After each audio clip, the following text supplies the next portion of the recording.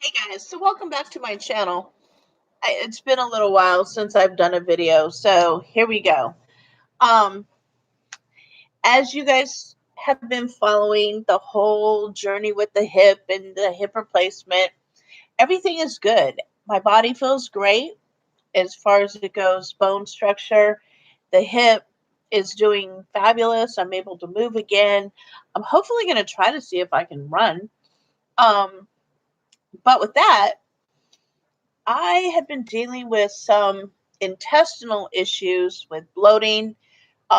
Certain days I could just wake up in the morning and I'm like, and then certain foods torment me, literally torment me. So getting back into going in, having a gastro doctor do another lovely colonoscopy. That was not fun at all. Um, Hope to not have to do any of that again anytime soon. And as then I can also say too, the numbers of colon cancer cases in people under 50 now are increasing a little bit too. So, um, although the doctors are still recommending, 45 and older now to have a colonoscopy every 5 years, and everybody's like, nobody ever wants to talk about their poop shoot. I know, but I have a girl I actually went to high school with who found hers early, but she did have colon cancer. Now, a lot of people don't look at women being, when you hear famous people who get colon cancer, it always 9 times out of 10 winds up being a guy. But women can have colon cancer too. Now, here's something that nobody ever discusses, not even in the porn industry in encountering and participating in anal activity, anal sex, puts your risk at colon cancer higher. So I'm just saying for everybody out there who is participating in anal sex, a colonoscopy is something that you're going to want to have to do to check for colon cancer. So there was that. That took me all the way off that subject about the diverticulitis. So what that is that there's pockets in your intestine. It's the large intestine just before the colon that is actually the pockets in the diverticuli. Uh, the pocket itself tears and gets a hole.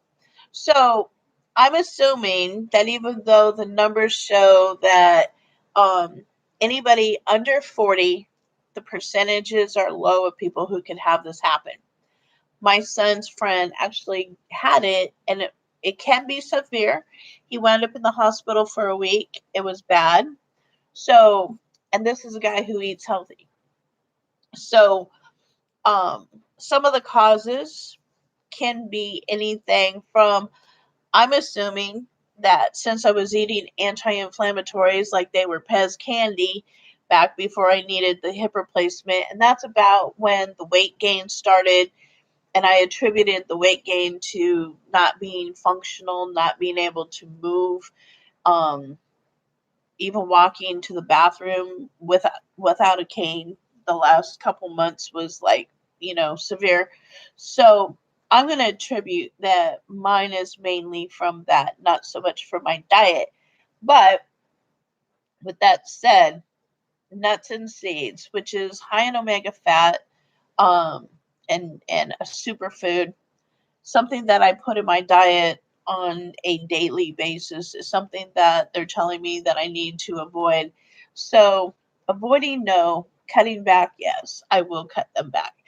Popcorn, that's my, ever since I was a teenager, that is your one guilty pleasure that they give you on a diet, on any diet I've ever been on allows you, even a low carb Atkins diet allows you popcorn.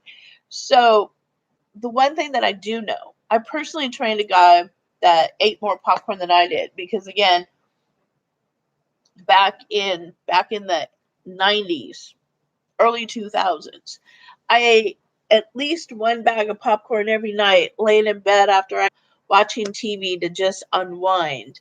Um, I don't eat that much anymore, but I still enjoy at least a bag every week or whatever. So, um, the kernels do not do not digest. So when popcorn pops from the kernel to the puff, you still have the husk of the kernel. So that does not digest. So if it doesn't go all the way through, then it actually can get stuck in your body's filter. So it can cause all kinds of everything from gout, because it not gout. What was I thinking? Um, like I went brain dead. I absolutely went brain dead.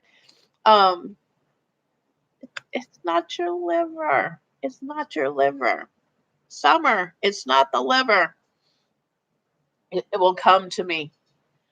But anyway, it's your filter. Gallbladder. Gallbladder. I knew. I did not fail anatomy. Trust me, I did not. um but your gallbladder, it can actually irritate your gallbladder.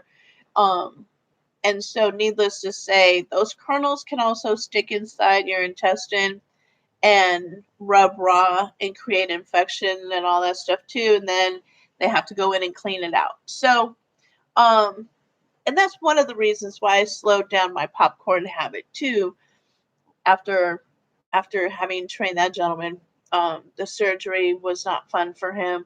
The rehab, you know, and again, I'm the queen of surgeries, so trust me when I know nobody ever wants to spend 4 to 6 weeks again trying to recover from a surgery or have their gallbladder removed.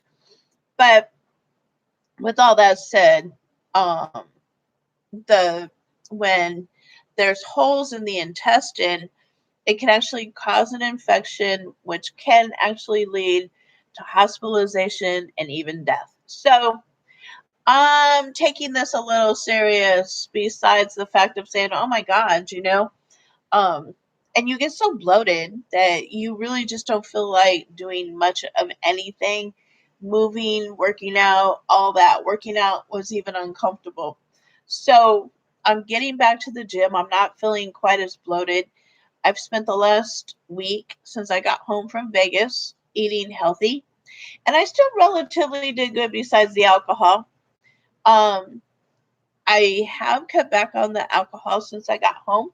I only had alcohol last night when I was making the grape soda with the Jägermeister, which, by the way, shout out to my niece who turned me on to that. That was amazing.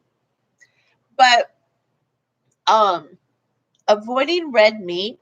So I'm cutting red meat back to once a week, whether it's pork or whether it's beef itself. And then chicken, maybe a couple times a week. Fish is going to be the mainstay. So going towards a little bit more of a pescatarian diet, um, red meat can irritate the large intestine. So those are the big key points that they had told me. Besides avoiding nuts and seeds, they said try to avoid fruits that have a lot of seeds in it. And I'm like, well, wait, that's my favorite. So again, like my popcorn, I will not completely give up strawberries, raspberries, and blackberries and boysenberries and all that. Those are like, ever since I was a kid, that's it. I was strawberry. If you wanted, if they said, what kind of ice cream do you want? Strawberry. So um, I'm not giving it up, not at all, but I will cut back. So I'm putting a lot of them in my smoothies. Putting them in my sparkling water. I've upped my water intake again. So um, I've cut back on coffee, even though I'm drinking it right now.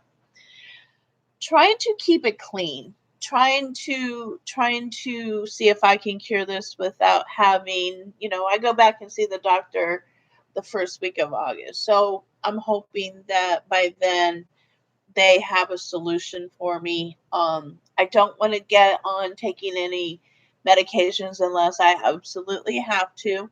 The same thing I did with my hip. I did the whole homeopathic way, um, all the way till I was like, okay, wait, this is not muscle, this is a bone issue. So, um, the side effects of um, not not fixing the diverticulitis. Whoa, I said it. Um, is the fact that again the bloating is uncomfortable. The weight gain is has been off and on. So it makes sense to me now. I knew something was going on because I even told the doctor one day my stomach is flat. The next day my stomach looks like I'm pregnant. So um even for you guys as the fans, if you guys see photos on my Instagram and you're like, one day I look great, the next day I'm a chipmunk. So hopefully I can get that under control. Um, the crazy part is that it's also saying about avoiding dairy, which again, unfortunately, I did take out the heavy whipped cream.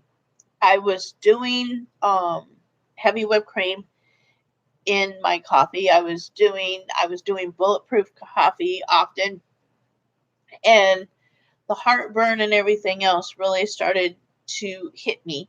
So since I've taken the heavy whipping cream out of my diet, I'm not having the heartburn quite often.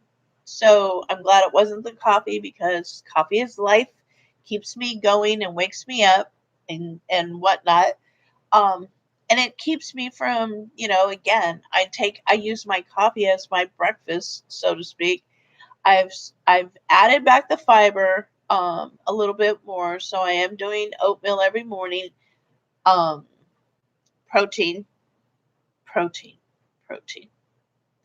I have always been a proponent of balance for one, but meat and vegetables all the time. Like we were created as um not even just carnivorous, but omnivore. We are omnivore. So look that one up. Um, meaning that we eat plant and meat. Now I'm not going to say anything bad about a vegan or a pescatarian diet because what works for you. You have to get to know your body. You got to know I love meat and I will begin to crave meat if I don't have it. So your body, if you listen to your body will tell you what it wants and what it needs. I just don't want to have to take. I've survived bodybuilding by eating so many supplements that, and I still take a lot of supplements, but the piles of supplements. Um, and the supplement industry is a multi-billion-dollar business. Let me say that again. The supplement industry is a multi-billion-dollar industry. But what you want, and which is one of the reasons why I pushed isogenics for so long, is the fact that do it naturally, do it with less additives. You don't want to have, like, even for the doctor, do you understand that most doctors, to get through med school, they only really take one course of nutrition? They're horrible at nutrition. They know how to fix a broken car, they don't know how to maintain a healthy running car. So with the fiber, that when my doctor even first said to me, well, you need to take like psyllium. So he was like, Metamucil. No. It has sugar added to it. So what happens to sugar in when it gets heated up is it becomes alcohol, glycinol. So with that said, in your intestine, that sugar now becomes a bacteria cooking in your intestine, which creates more infection. Just so you know, I'm not a doctor, but I know better. So, psyllium husk by itself, and of course, it's like eating sawdust, but you get used to it. Now, mix it with water, mix it with something that, you don't mind drinking, and you got to drink it fast because when you mix it, it clumps up. But that's the whole point. Psyllium husk, as it goes down in the intestine, it will pull those things out of the walls. So again, I had kind of fell off the wagon of doing the psyllium husk every day like I used to. Um, so that I'm getting back into doing. I'm getting back into being more faithful to doing the greens every day. Part of my own, and that's my fault. It's all my fault. I'm going to own it. Is the fact that when I start hustling for money and I'm traveling and whatever, I quit taking. It used to take a whole suitcase just to take all my supplements with me, and I was like, dude, I'm not wanting to check into a hotel for one night, and I got one suitcase that has clothes and heels and hair and makeup, and then another suitcase has got my computer, and then another suitcase has got all my supplements. People are looking at you like this bitch is only checking in here for one day. Is she fucking moving in? So I kind of quit doing that. So now I got to get to the point of saying, okay, look, I'm going to have to just really make sure that all the things that I need to take on a daily basis, I pack in little containers or little baggies or something and make it doable. But it's going to have to work for me because I travel a lot. This year I will be shooting again. I'm happy to be shooting again. So with all of that, that is the thing that I need to stress to you guys is that I have to lead by example, obviously. But for you guys, if you guys say, okay, well, I got a 9 to 5 job, and sometimes I don't even get out of work until like late at night, and this and that. You have to make time for your health because if you don't, then it sidelines you, and then you're not really where you need to be or where you should be, right? So my suggestion to you guys is to maintain a healthy body now. And I'm not talking about weight. I'm really not talking about weight because again, I personally trained women who couldn't lose a pound to save their freaking life. I could put them on the best diet. I could alter their diet. We could try to figure out what their protein and carb and fat ratios were. And this isn't working. A 40-40-20, a 50-30-20, all that. I've played all the mathematics with people before and still not lose a pound. But their body was better. They felt better. Their skin was better. Their hair was better. All that. So that means your body is healthy. We're all designed to be different. And I say this and no in comparison to say a human and a dog, but we're built just like the animal kingdom itself. So if you look at the dog species, you have a Chihuahua that comes from a hot nature um, environment, or you have a Saint Bernard or Newfoundland. That those dogs are from the cold Iceland. You know animals that let's again we can say the water planet. So let's talk about a whale and how much fat a whale has because its natural territory is in ice cold water versus a turtle that only needs a shell, that it doesn't have any fat on it at all. So humans are the same thing. We all need to adapt to our territories and what we do. If you live in a hot climate and you tend to not eat as heavy a food as somebody who lives in Eastern Europe, Eastern Bloc nations where they were bulky people, but they had to survive cold winters. Our body does that. You know, there's no certain term that you say, oh, summer is coming, I need to diet so I can get this fat off, because our body produces more fat during the winter months to protect you from the environment. um our creator was very smart in the way that he designed, or she designed, or the divine designed our body. So with all that, um Work with what you know, what your body does. It will tell you. You just have to listen to it. Listen to what your body is telling you. Um, and make sure, again, a lot of people don't go to the doctor. Um, and healthcare, again, I don't want to get too political in it, but we live in a major industrial nation, and nobody should be without medical care here. Nobody should be poor, but in poor health. Nobody in this country should be lacking nutrition, and we suffer from all of that. So, um, again, let's take care of each other. Let's take care of our planet. Let's be good humans. Let's pay it forward. Do something good. Do something kind for humanity, for our planet. And that's it. Take care of you. Take care of your health. Take care of your family's health. Um, and look after each other. Because what if this is it? What if you only get one trip around this planet, and when we stop breathing, that is it? So leave a legacy. Leave knowledge. Leave better. Namaste.